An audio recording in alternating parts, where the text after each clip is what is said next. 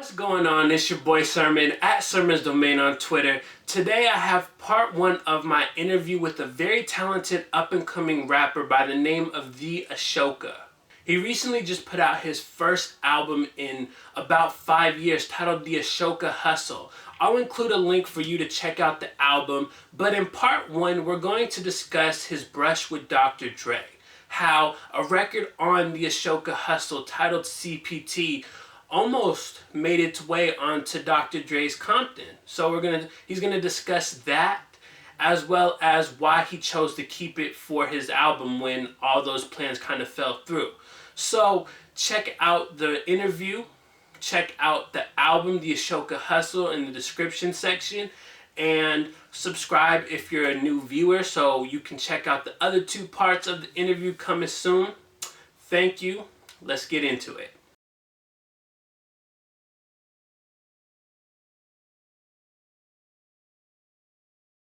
This was a record that I originally wrote for Dr. Dre. I worked on it with Rocky Romero, who produced a couple tracks on this album actually. And he's actually really well known to wrestling fans. He's an 8 times former New Japan Pro Wrestling Tag Team Champion. So how this came to be is I was working on the Humble Hustle music video with Hitman, who is one of Dr. Dre's good friends. He appeared on 11 or 12 songs on the Chronic 2001 album, which is, I believe, Dr. Dre's highest selling album of his career.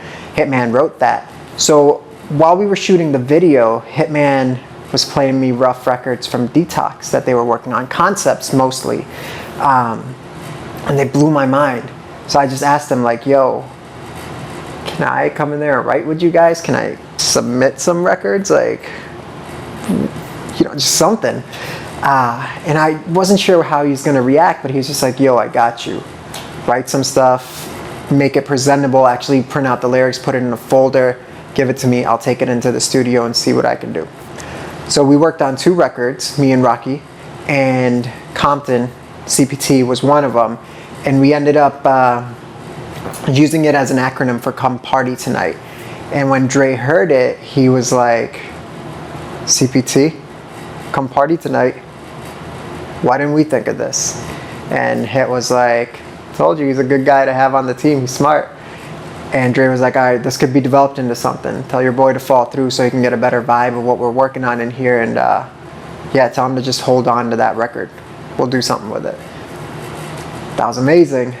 But then eventually the excitement fizzled out, nothing happened, and last I heard was just hold on to that record. So not the biggest fan of just holding on to records, so I just kind of switched it, put it from my perspective. The verses I had originally written for that were from Dr. Dre's perspective, and that was fun, writing from a billionaire's point of view. But we changed it so it's not like Compton, it's just Come Party Tonight, and it's just a feel-good record. It has a very West Coast sound, and it's just about young Hollywood enjoying our lives out here in LA, you know? So that's the role that Dre played in that record and how it sparked the creation of it.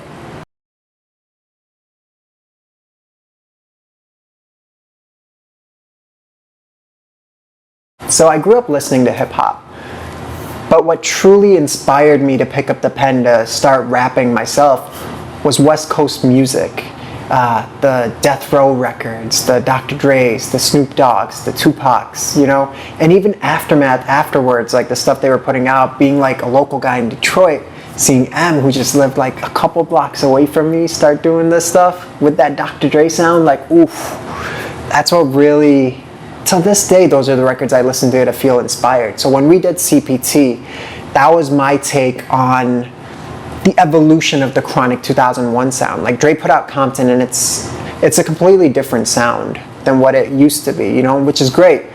But I grew up to that, you know, like the 2001 record, and I wanted to dive into it and think, what would it sound like if we just evolved that sound to be more like 2016, 2017.